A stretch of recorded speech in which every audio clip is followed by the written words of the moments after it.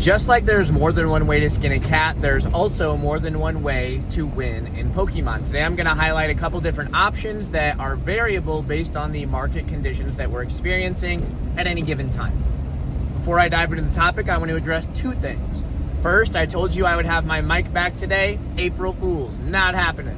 Maybe tomorrow.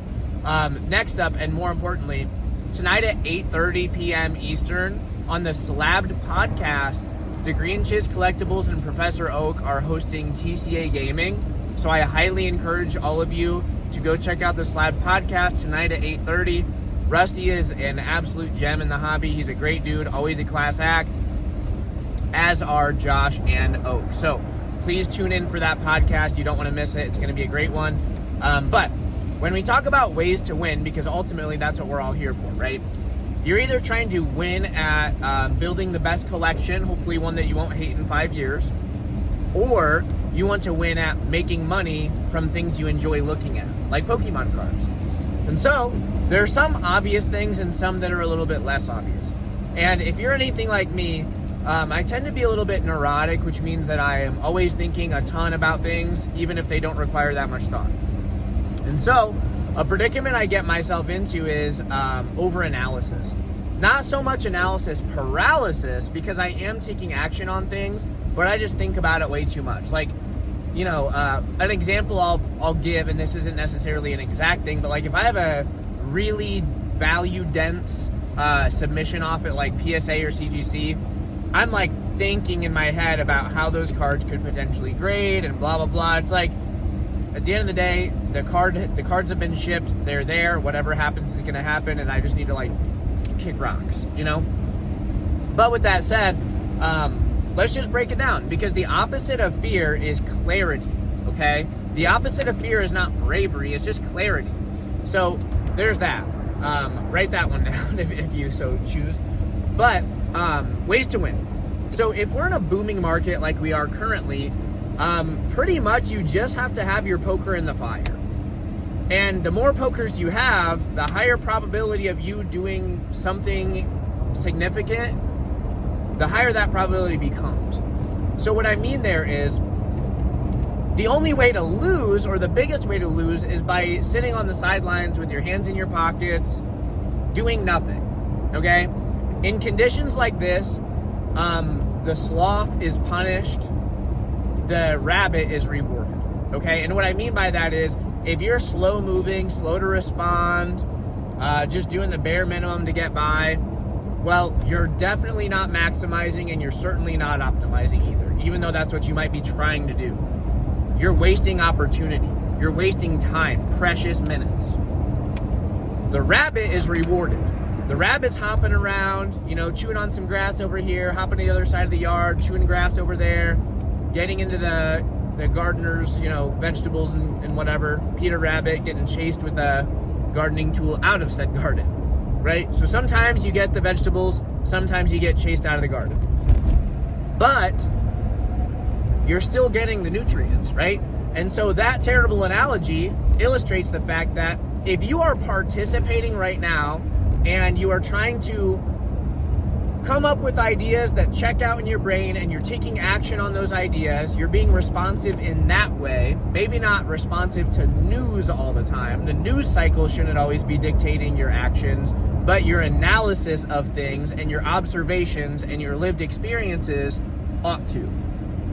For example, if you have sold, I've sold like something like 15 Venusaur V battle decks in the last like 5 days.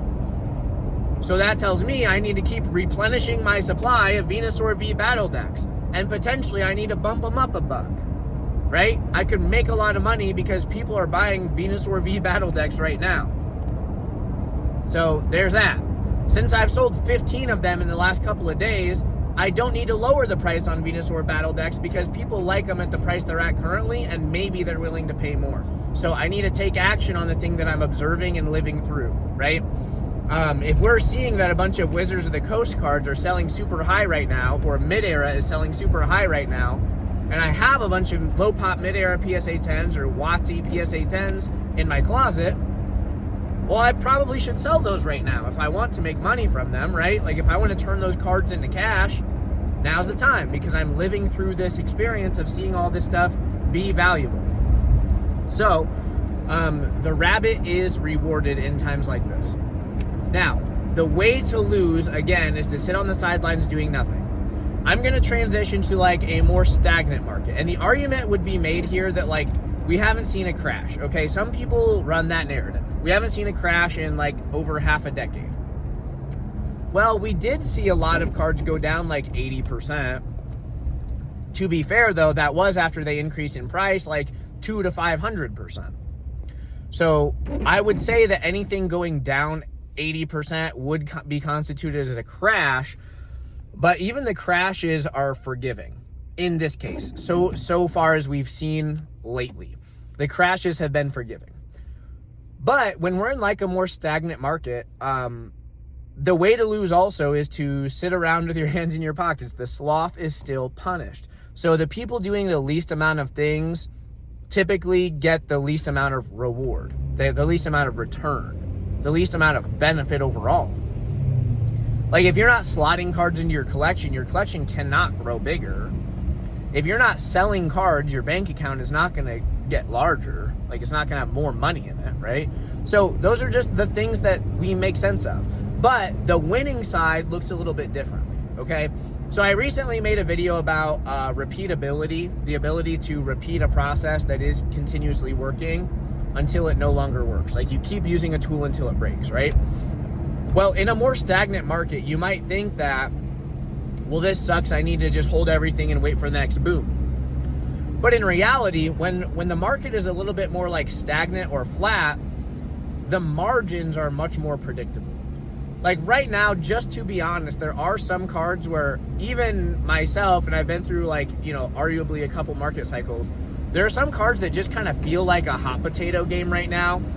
I'm not like acting irrationally because of that, because that's probably just my jaded perception in this moment. The odds of me waking up and everything being down 80% tomorrow specifically, in my opinion, low. But when we're looking at a more stagnant, flat market, there's not a bunch of hype, there's not a bunch of mania, demand is lower, generally speaking, but the benefit is there's less competition in those times. So if you're just doubling down into the things that make sense and the things that provably have margin, you're rewarded by continuing to operate on the repeatable plays or the repeatable actions that will produce a predictable margin, okay? So far as you have control. You don't have control over grading outcomes. You do have control over your pre-grading standards. I can help you out with that at geminspectorllc. Hopefully you knew that was coming. You do have control over, like, if you're vending at local shows, buying at a fixed percentage and selling those cards, or I guess more specifically, refusing to sell them below a particular percentage to ensure that you have margin, okay? So you control the controllables in the greatest extent possible, but like, even in those types of markets, grading is still a value multiplier. Like PSA 10s might not be a 5x on raw price for every card in the world in a stagnant market.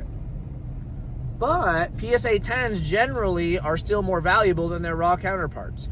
Asterisk next to that, because it's not always true in those types of markets. Like in 2023, there was a lot of Scarlet and Violet full art trainers and stuff like that, that frankly, even if you listed them at a price where it puts you in the green in PSA 10, compared to raw after frictional fees, grading fees, all that stuff, sometimes you still weren't making money or you just weren't making the sale. But the point being, like, don't buy those types of cards. Like, buy the ones that will sell and put cash in your pocket.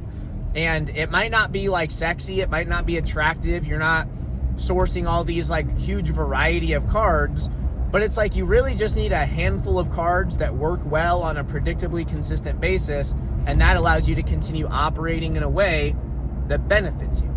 And if we're talking about our collection, it's like, well, your collection gets bigger by adding cards to it. The argument there being, though, like, obviously from a collector's perspective, you want to be purchasing the cards at the most reasonable price that you can acquire them at. And so consequentially, that might mean that you're not buying anything at all right now. And I have a lot of collector tendencies.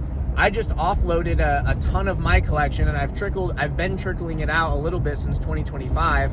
But I just sent off a box of like almost 130 cards to Z&G Emporium, some of which were from my personal collection or long-term inventory, however you want to view that. But it's like, you know, you have to do the stuff that makes sense. And so for me, if there were any new Pokemon cards I wanted to collect, I'm not buying them right now, provably, okay? But back in 2023, 2024, I was buying a bunch of PC cards because I could buy the stuff that I wanted for pretty cheap raw. I was the only dude grading a lot of the things that I was collecting at the time, and so I was controlling that when I had control over it. And so all that is to say, like, I guess TLDR, like, do the stuff that just makes sense. And if it appears to make sense, and if you try it and mathematically it's proven to make sense in the way that you want it to, so collecting, you bought the card, you didn't go bankrupt. Buying and selling, you bought the card, graded it, sold it, made money. Well, guys, if that's working, you just keep doing that. And that's something that's consistent across both types of markets, right? That's going to work right now, provably, as long as you do the math and the legwork and you shed light on the fact that it's real. And then also in a stagnant or flat market, like, you're going to come across cards that you think will do well and they don't. You're also going to come across cards that you think will do well and they do. You might even come across some cards that you're unsure of and they surpass your expectations immensely. But kind of going back to the initial point of this video, all of that only comes with you having your pokers in the fire. None of this becomes possible if you're a wallflower sitting on the bench waiting for some act of God, right? Like, you can't wait for the parting of the Red Sea to cross. Like, sometimes you just have to build a boat. And so that's kind of like my 2 cents today. Hopefully this is helpful. I know that it's not exactly specific. Like, this isn't me giving a specific eBay tip.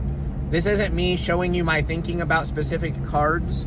But this is me showing you what has worked for me over the course of many years and what has worked for other people over the course of many years, right? If you're trying to learn how to ride a bike, yes, you're probably going to fall off a few times.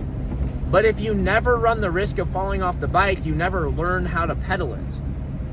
And so you just have to think about that. You know what I mean? So anyway, I guess without running the risk of talking in circles, I'll just end the chat there.